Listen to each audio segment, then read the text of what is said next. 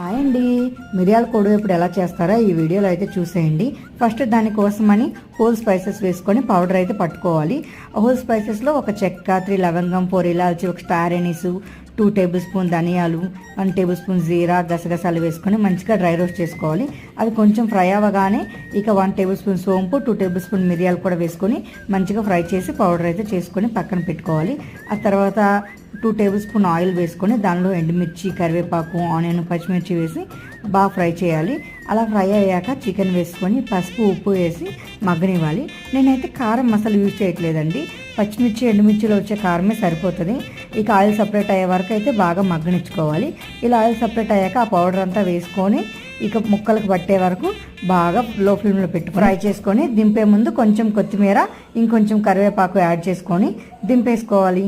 అంతేనండి, వేడివేడిగా ఉండే మిరియాల కొడువేపుడు రెడీ. బాయ్.